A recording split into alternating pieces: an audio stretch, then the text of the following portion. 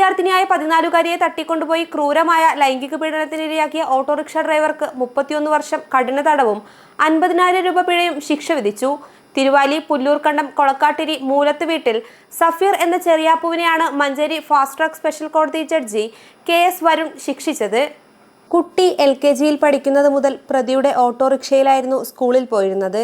എന്നാൽ UP പഠനം കഴിഞ്ഞതോടെ കുട്ടിയുടെ വീട്ടുകാർ ഈ ഓട്ടോറിക്ഷ ഒഴിവാക്കുകയായിരുന്നു. 2024 ജൂൺ 3-നാണ് കേസിനാസ്പദമായ ആദ്യ സംഭവം നടക്കുന്നത്. ഉച്ചയ്ക്ക് പെൺകുട്ടിയെ ഓട്ടോറിക്ഷയിൽ കയറ്റി തന്റെ വീട്ടിലെത്തിച്ച പ്രതി ഭീഷണിപ്പെടുത്തി ബലാത്സംഗം ചെയ്യുകയായിരുന്നു. തുടർന്ന് നവംബർ 6 വരെയുള്ള കാലയളവിൽ പലതവണ സ്കൂൾ മുറ്റത്തു നിന്നും കുട്ടിയെ ഭീഷണിപ്പെടുത്തി കൊണ്ടുപോയി ഓട്ടോറിക്ഷയിൽ വെച്ചും മറ്റും പീഡനം തുടർന്നു. പ്രതിയെ ഭയന്ന് ഊടുവഴികളിലൂടെയായിരുന്നു കുട്ടി പിന്നീട് സ്കൂളിലേക്ക് പോയിരുന്നത്.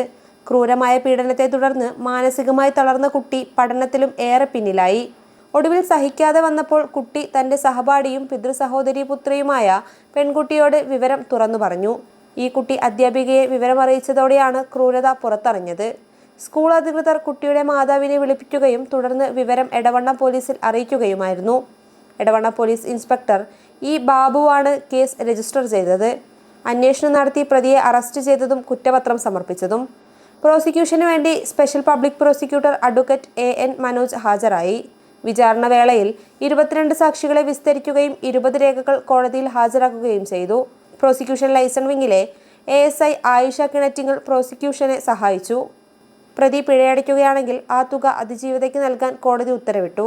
കൂടാതെ സർക്കാരിന്റെ വിക്ടിം കോമ്പൻസേഷൻ ഫണ്ടിൽ നിന്നും പെൺകുട്ടിക്ക് ആവശ്യമായ നഷ്ടപരിഹാരം ലഭ്യമാക്കാൻ ജില്ലാ ലീഗൽ സർവീസസ് അതോറിറ്റിക്ക് കോടതി നിർദ്ദേശം നൽകിയിട്ടുണ്ട്. ശിക്ഷിക്കപ്പെട്ട പ്രതിയെ തവനൂർ സെൻട്രൽ ജയിലിലേക്ക് അയച്ചു.